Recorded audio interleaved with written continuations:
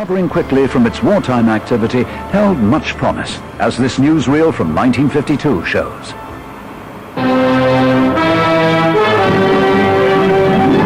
Britannia is a 70-ton turboprop 93-seater, range 4 to 5,000 miles. At the Bristol Aeroplane Company, news of top priority for jet airliners found the plant already on its toes. Britannia will carry more passengers, further at less cost than any other airliner in the world. Her 4 Proteus turboprop engines make up something like 14,000 horsepower. It's a point of honor down at Bristol that Britannia, quietest airliner aloft, should earn a big part of that £75 million. The Comet, a pure jet-driven airliner, has been world famous since before it started its commercial career. If they could make 10 times as many, de Havilland's would still have customers queuing up to buy them.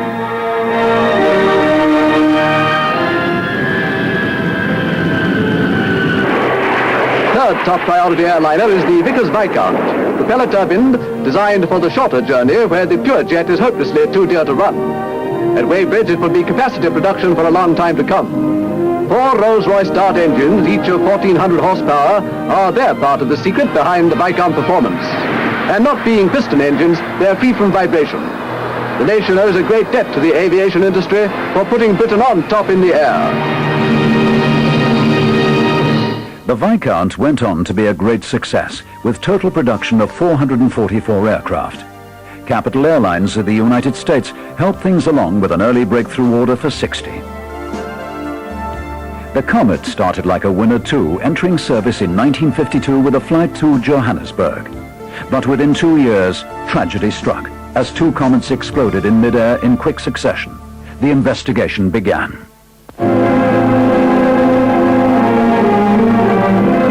Wreckage picked up 12 miles out was taken to Elba. Personal belongings and the 15 bodies so far recovered were most particularly examined. Investigation has taken a more dramatic turn since sabotage has been considered a possibility. Among the luggage was Chester Wilmot's. The famous author and journalist was one of the 35 killed when the Comet crashed into the sea. Comet wings, being fatigue tested at Farnborough Royal Aircraft Establishment, are subjected to treatment by hydraulic rams. 1 minute of this produces as much strain as an hour's flying. Just how much work metal can stand without breaking is determined by the test.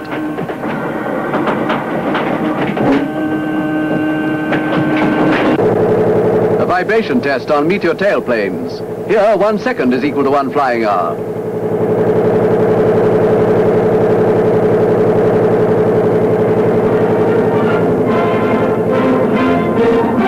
It's been established that there's nothing structurally wrong with the Comet.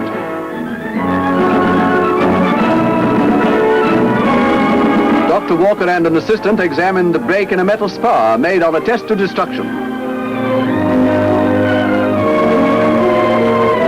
At dawn on the runway of the de Havilland Hatfield Aerodrome, Chief Test Pilot Cunningham was all set to take the Comet 2 on a record-breaking flight to Khartoum. Cunningham reckoned on halving the existing 14-hour, 25-minute record.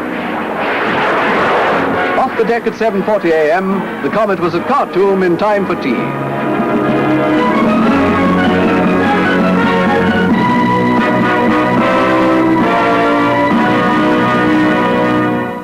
The tank testing soon discovered the fault, an explosive decompression. No airliner had flown so high so often before.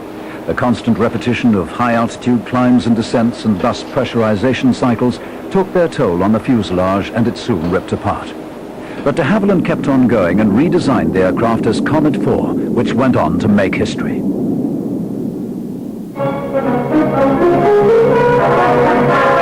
It was a great race and Britain won it. Comet 4 Delta Charlie flies into New York, the first jet to carry fare-paying passengers across the Atlantic. And Comet 4 Delta Bravo clinched the victory with a record non-stop west-east flight in 6 hours, 7 minutes on the same day.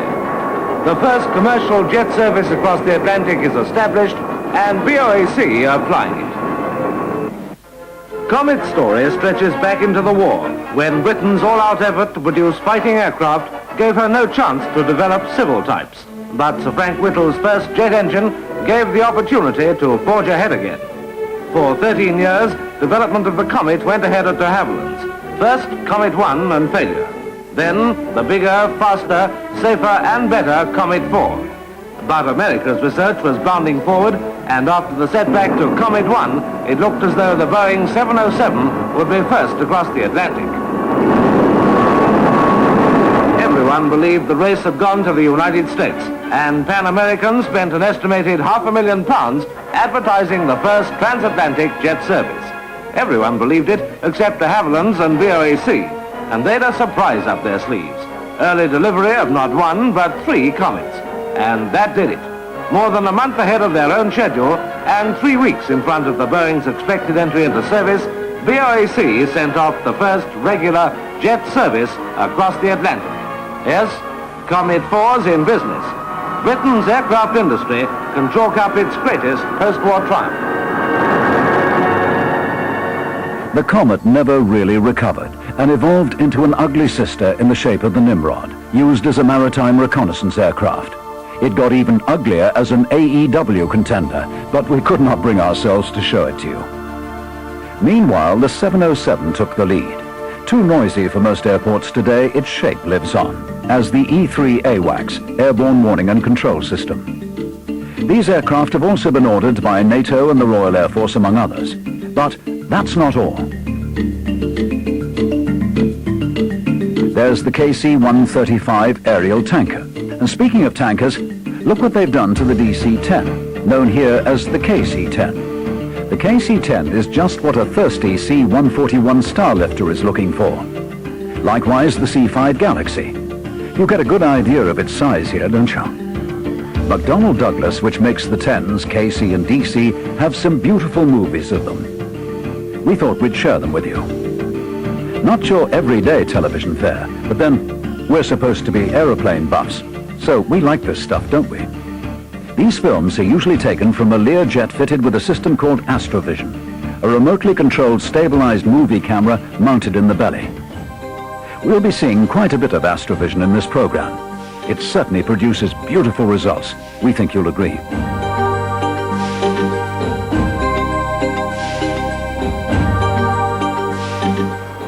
Let's check out the pre-flight activity for a DC-10.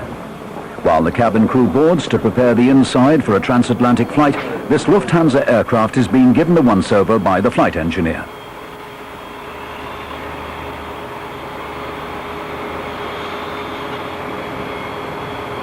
What's he looking for? Stowaways, birds' nests? Yes and yes, and more. He's making sure that all the right bits are in the right places, that there's no obvious damage to the fan blades.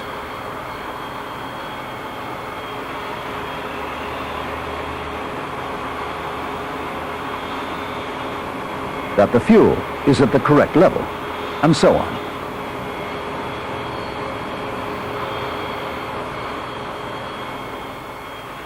Meanwhile, the cabin crew check the interior. Now let's go back to our DC-10 prototype for an Astrovision view of the takeoff. As the jumbo accelerates down the runway, the important speeds V1, the decision speed, VR, the safety speed at which the aircraft's attitude is rotated for liftoff, and V2, the climb-out speed, are called out by the pilot not flying. 385 DC-10s have been produced, plus 60 KC-10s. A competitor to the DC-10 was the Lockheed 1011 TriStar, no longer in production. This has a very similar configuration to the DC-10 and a much more aesthetically pleasing treatment of the number 2 engine, as you can see. The TriStar is powered by 3 Rolls-Royce RB211 engines.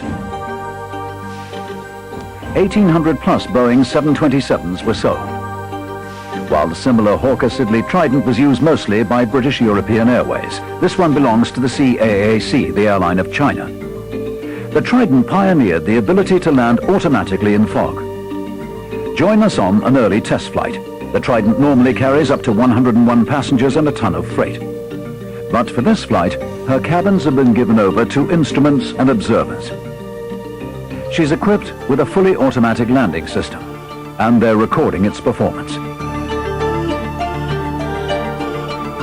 Flaps are down. Checklists complete. Runways ahead. Over to the pilot.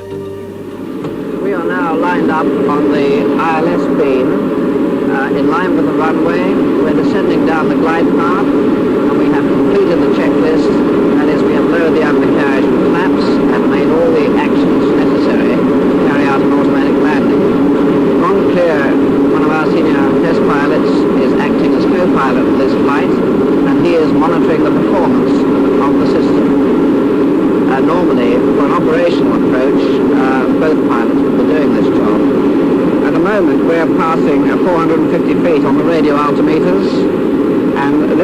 that we have approximately a mile and a half to run to touchdown.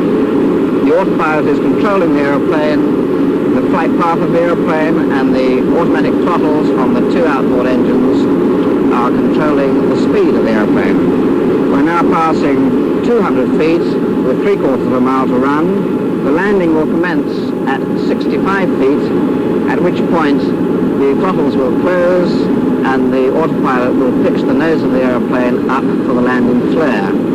The flare is now beginning, and we should very shortly be touching down round about now.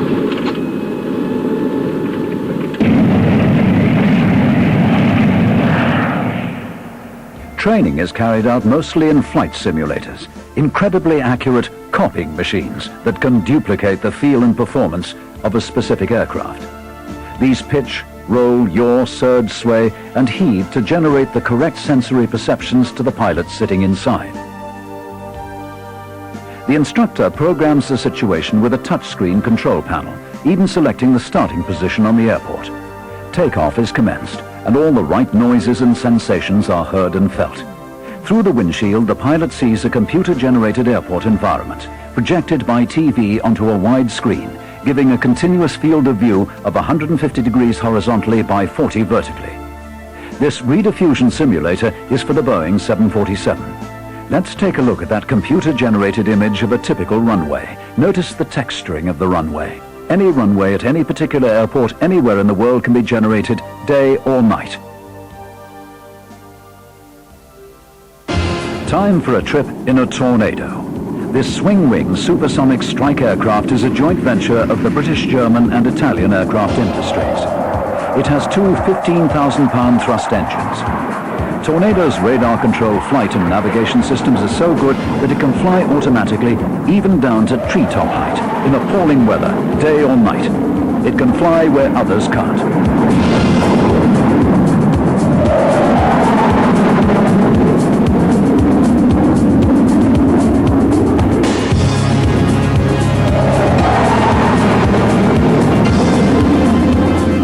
The Tornado is in squadron service with the Royal Air Force. Let's go low flying.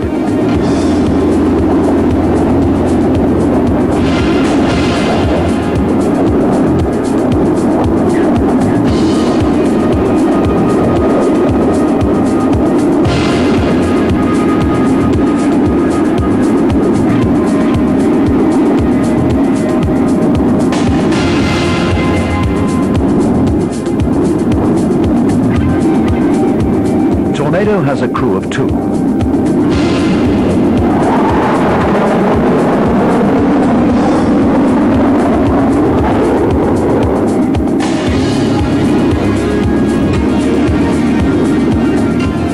The wings have variable sweep, so they can be set for the optimum position.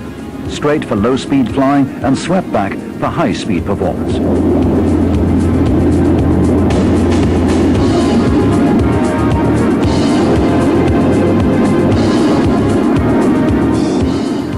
Like nearly all current military combat aircraft, the Tornado has in-flight refueling capability.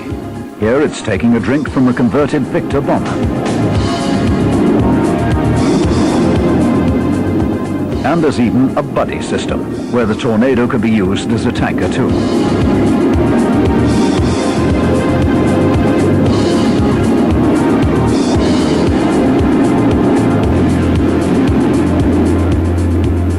With wings at minimum sweep, our Tornado comes in for a landing. Spoilers, thrust reversers and powerful brakes obviate the need for the ubiquitous braking parachute. The Tornado is part of Europe's first line of defense. It's a true multi-role combat aircraft.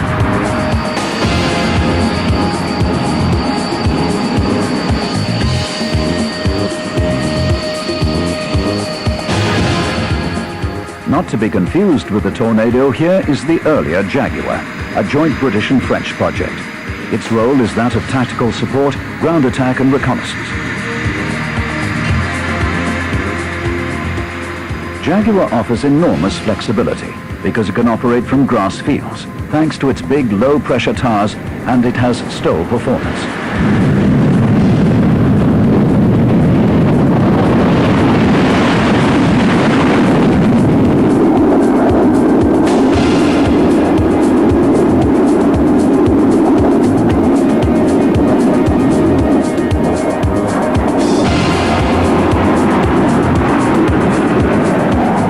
Jaguar can carry up to 10,000 pounds of external load and is armed with two 13mm cannons.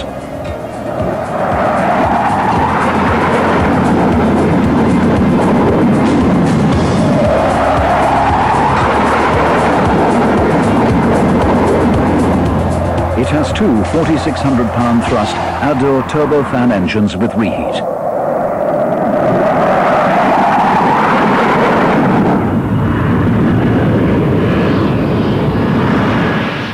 With leading-edge slats, full-span double-slotted flaps, spoilers, air brakes, and a braking chute, Jaguar can even land on your local flying club's grass strip.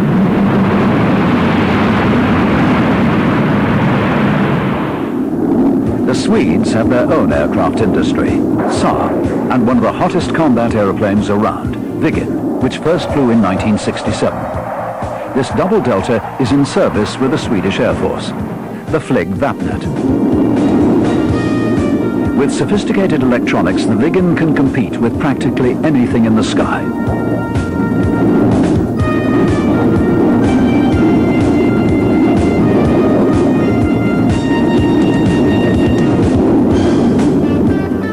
An important United States air superiority fighter is the McDonnell Douglas F-15 Eagle, which first flew in 1972.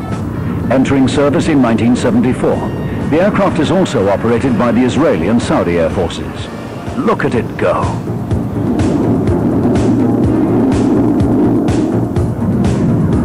The rate of climb is mind-boggling as you